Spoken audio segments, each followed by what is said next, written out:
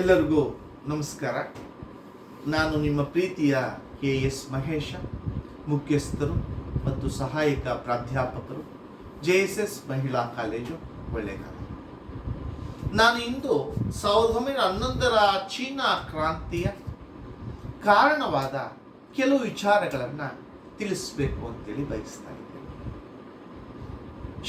ಶತಮಾನಗಳಿಂದ ಚೀನಾವನ್ನ ಮಂಚುಗಳು ಆಳ್ವಿಕೆ ಮಾಡ್ತಾ ಇರ್ತಾರೆ. ಈ ಮಂಚು ರಾಜರು ದಬ್ಬಾಳಿಕೆಯಿಂದ ಆಳ್ವಿಕೆ ಮಾಡ್ತಾ ಇರ್ತಾರೆ. ಈ ದಬ್ಬಾಳಿಕೆಯ ಆಳ್ವಿಕೆಯನ್ನ, ರಾಜಪ್ರಭುತ್ವವನ್ನ 1911ರ ಚೀನಾ ಕ್ರಾಂತಿ ನಾಶಗೊಳಿಸಿ ಗಣರಾಜ್ಯವನ್ನ ಸ್ಥಾಪಿಸಿತು. ಈ ಕ್ರಾಂತಿಗೆ ಕಾರಣವಾದ ಅಂಶಗಳನ್ನು ನೋಡುವಾಗ ಮೊದಲನೇ ಕಾರಣ ಮಂಚುಗಳ ದುರಾಡಳಿತ. ಚೀನಾವನ್ನ ಮಂಚುಗಳ ಆಳ್ವಿಕೆಯಲ್ಲಿ ಅತ್ಯಂತ ಹೀನಾಯವಾದ ಸ್ಥಿತಿಯನ್ನ ಚೀನಾ ತಲುಪಿರುತ್ತದೆ. 2 ಅಫೀಮು ಯುದ್ಧಗಳಲ್ಲಿ ಸೋಲನ್ನು ಅನುಭವಿಸಿರ್ತಾರೆ. ಎರಡನೇದಾಗಿ ತೈಪಿಂಗ್ ದಂಗೆಯಲ್ಲಿ ಸೋಲನ್ನು ಅನುಭವಿಸ್ತಾರೆ. ಮೂರನೇದಾಗಿ ಬಕ್ಸರ್ ದಂಗೆಯಲ್ಲಿ ಮಂಚು ಸರ್ಕಾರ ಸೋಲನ್ನು ಅನುಭವಿಸುತ್ತೆ. 4ನೇದಾಗಿ ದೈತ್ಯ ಚೀನಾ ಕುಬ್ಜ ಜಪಾನ್ನಿಂದ ಸೋಲನ್ನು ಅನುಭವಿಸುತ್ತೆ. 5ನೇ ಅಂಶವನ್ನ ನಾವು ಅವಲೋಕನ ಮಾಡುವಾಗ ಚೀನಾದ ಅವಿಭಾಜ್ಯ ಅಂಗವಾದ ಮಂಚೂರಿಯಾ ಪ್ರದೇಶವನ್ನ ಒಂದು ಕಡೆ ಜಪಾನ್, ಮತ್ತೊಂದು ಕಡೆ ರಷ್ಯಾ ಆಕ್ರಮಿಸ್ಕೋಬೇಕು ಅಂತಕ್ಕಂಥ ಸಂದರ್ಭದಲ್ಲೂ ಚೀನಾ ಮೂಕ ಪ್ರೇಕ್ಷಕವಾಗಿ ಕೂತಿರ್ತದೆ. ಇದು ಚೀನಾದ ಒಂದು ದುರಾಡಳಿತ ಎಷ್ಟಿತ್ತು, ಮಂಚು ಸರ್ಕಾರ ಎಷ್ಟು ಅಸಮರ್ಥವಾಗಿತ್ತು. ಚೀನಾ ಅಂತಕ್ಕಂಥದ್ದು ಕಾಗದದ ಹುಲಿ ಅಂತಕ್ಕಂಥದ್ದು ಜಗಜ್ಜಾಹೀರಾಗುತ್ತೆ. ಈ ಅಂಶಗಳು ಚೀನಾದಲ್ಲಿ ಕ್ರಾಂತಿ ಸಂಭವಿಸಲಿಕ್ಕೆ ಪ್ರಮುಖವಾದ ಕಾರಣವಾಗಿ ಕಂಡುಬಂದಿದೆ. ಇನ್ನು 2ನೇ ಅಂಶವನ್ನ ಅವಲೋಕನ ಮಾಡುವಾಗ ಆರ್ಥಿಕ ಕಾರಣಗಳು.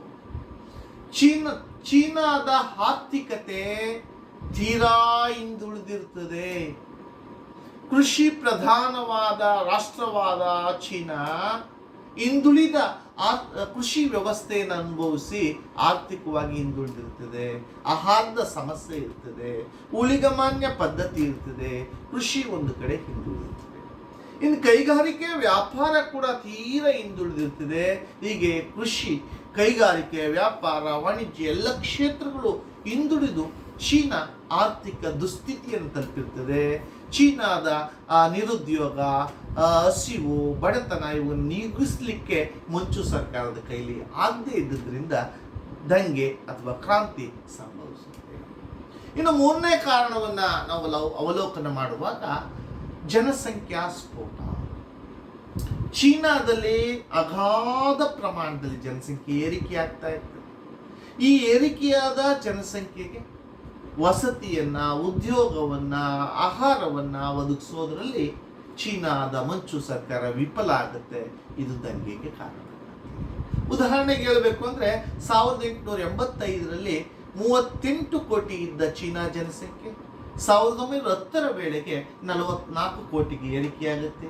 ಈ ಏರಿಕೆಯಾದ ಜನಸಂಖ್ಯೆಗೆ ಆಹಾರ, ವಸತಿ, ಉದ್ಯೋಗ ಒದಗಿಸೋದ್ರಲ್ಲಿ ಮಂಚು ಸರ್ಕಾರ ವಿಫಲ ಆದದ್ದು ದಂಗೆ ಸಂಭವಿಸುತ್ತೆ. ಇನ್ನು 4ನೇ ಕಾರಣವನ್ನ ಅವಲೋಕನ ಮಾಡುವಾಗ ವಲಸಿಗರ ಪ್ರಭಾವ.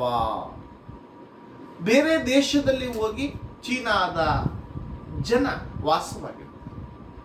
ವಿಶೇಷವಾಗಿ ತೈಪಿಂಗ್ ದಂಗೆಯಲ್ಲಿ, ಹಾಗೆ ಬಕ್ಸರ್ ದಂಗೆಯಲ್ಲಿ, ಇನ್ನಿತರ ಕಾರಣಗಳಿಂದ, ಉದ್ಯೋಗ ಮತ್ತಿತರ ಕಾರಣದಿಂದ ಬೇರೆ ಬೇರೆ ದೇಶದಲ್ಲಿ ಹೋಗಿ ನೆಲೆಸಿರ್ತಾರೆ.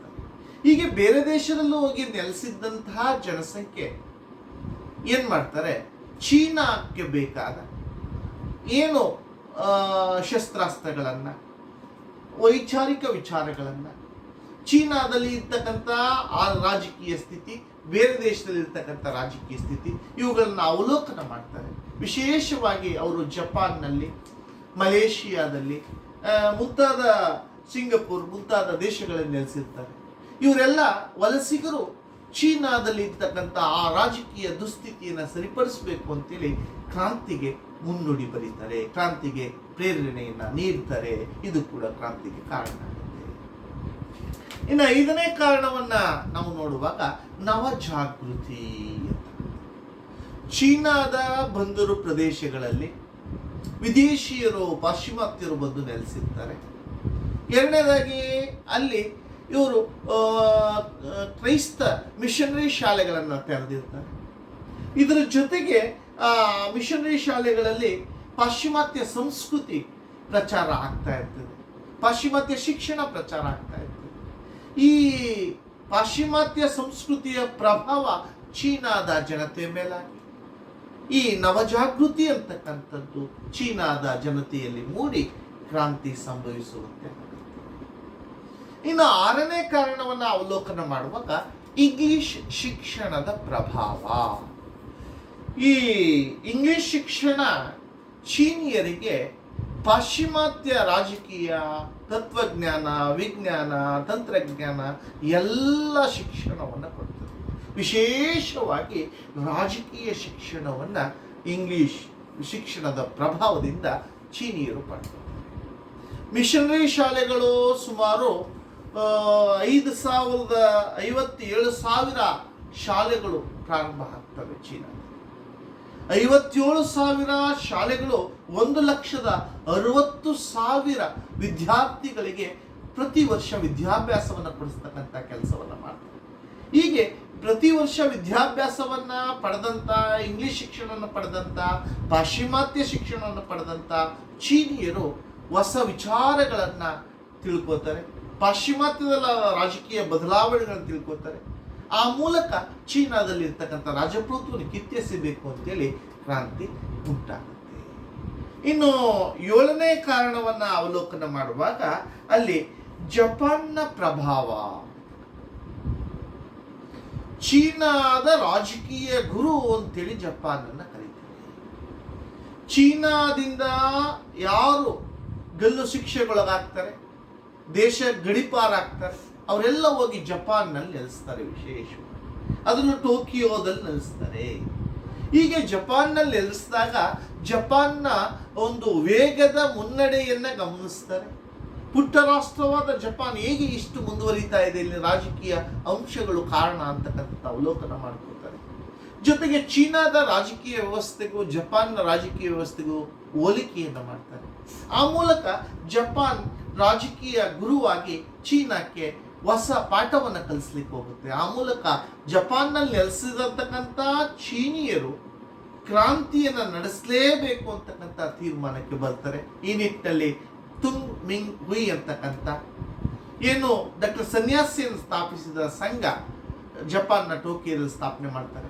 ಇದಕ್ಕೆ ಬಹಳ ಬೇಗ 25 ಲಕ್ಷ ಚೀನಿ ಸದಸ್ಯರು ನೇಮಕ ಆಗೋದ್ರ ಮೂಲಕ, ಸದಸ್ಯತ್ವ ಪಡ್ಕೊಳ್ಳೋದ್ರ ಮೂಲಕ ಕ್ರಾಂತಿ ಸಂಭವಿಸುವಂತೆ ಮಾಡುತ್ತದೆ. ಆದ್ರಿಂದನೇ ಫೇರ್ ಬ್ಯಾಂಕ್ ಅಂತಕ್ಕಂಥ ಇತಿಹಾಸಕಾರರು 1911ರ ಕ್ರಾಂತಿಯ ಕೇಂದ್ರ ಟೋಕಿಯೋ ಅಂತಕ್ಕಂಥ ಮಾತನ್ನ ಹೇಳ್ತಾರೆ. ಫೇರ್ ಬ್ಯಾಂಕ್ ಅಂತಕ್ಕಂಥ ಇತಿಹಾಸಕಾರರು 1911ರ ಕ್ರಾಂತಿಯ ಕೇಂದ್ರ ಟೋಕಿಯೋ ಅಂತಕ್ಕಂಥ ಮಾತನ್ನ ಹೇಳ್ತಾರೆ. ಇನ್ನು 8ನೇ ಕಾರಣವನ್ನ ನಾವು ಅವಲೋಕನ ಮಾಡುವಾಗ ಪತ್ರಿಕೆಗಳ ಪಾತ್ರ. ಈ ಪತ್ರಿಕೆಗಳು ಮತ್ತು ಸಾರಿಗೆ ಸಂಪರ್ಕ ವ್ಯವಸ್ಥೆ ಚೀನಾದಲ್ಲಿ ಕ್ರಾಂತಿ ಬಹಳ ಬೇಗ ಸಂಭವಿಸುವಂತೆ ಮಾಡಿದೆ. ಈ ಪತ್ರಿಕೆಗಳು ಮತ್ತು ಸಾರಿಗೆ ಸಂಪರ್ಕ ವ್ಯವಸ್ಥೆ ಅಂತಕ್ಕಂಥದ್ದು ಕ್ರೈಸ್ತ ಮಿಷನರಿಗಳ ಮೂಲಕ ಚೀನಾವನ್ನ ಪ್ರವೇಶ ಮಾಡ್ತದೆ. ಮುದ್ರಣ ಯಂತ್ರ ಬರ್ತದೆ, ಪತ್ರಿಕೆಗಳ ಪರಿಚಯ ಆಗುತ್ತೆ. ಹೀಗೆ ವಿದೇಶಿ ಪತ್ರಿಕೆಗಳು, ಇಂಗ್ಲಿಷ್ ಪತ್ರಿಕೆಗಳು, ಚೀನಿ ಪತ್ರಿಕೆಗಳು ಎಲ್ಲವೂ ಚೀನಾದಲ್ಲಿ ವೈಚಾರಿಕತೆಯನ್ನು ಮೂಡಿಸ್ತಕ್ಕಂಥ ಕೆಲಸ ಮಾಡುತ್ತೆ, ಜನಜಾಗೃತಿಯನ್ನು ಮೂಡಿಸ್ತಕ್ಕಂಥ ಕೆಲಸ ಮಾಡುತ್ತೆ, ರಾಜಕೀಯ ಪ್ರಜ್ಞೆಯನ್ನು ಮೂಡಿಸ್ತಕ್ಕಂಥ ಕೆಲಸ ಮಾಡುತ್ತೆ. ಇದರ ಜೊತೆಗೆ ಅಂಚೆ, ತಂತಿ, ರೈಲ್ವೆ ಇವೆಲ್ಲವೂ ಚೀನಾದಲ್ಲಿ ಬೆಳವಣಿಗೆ ಆಗ್ತವೆ. ಹೀಗೆ ಪತ್ರಿಕೆಗಳು ಮತ್ತು ಸಾರಿಗೆ ಸಂಪರ್ಕ ವ್ಯವಸ್ಥೆ ಅಭಿವೃದ್ಧಿ ಹೊಂದಿದ್ದು ಚೀನಾದಲ್ಲಿ 1911ರ ಕ್ರಾಂತಿ ಬಹಳ ಬೇಗ ಸಂಭವಿಸುವಂತೆ ಮಾಡುತ್ತೆ. ಇದಾದ ನಂತರ 10ನೇ ಕಾರಣವನ್ನ ನಾವು ಅವಲೋಕನ ಮಾಡುವಾಗ ಗುಪ್ತ ಸಂಘಗಳ ಪಾತ್ರ. ಚೀನಾದಲ್ಲಿ ಹಲವಾರು ಗುಪ್ತ ಸಂಘಗಳು ಸ್ಥಾಪನೆ ಆಗ್ತವೆ.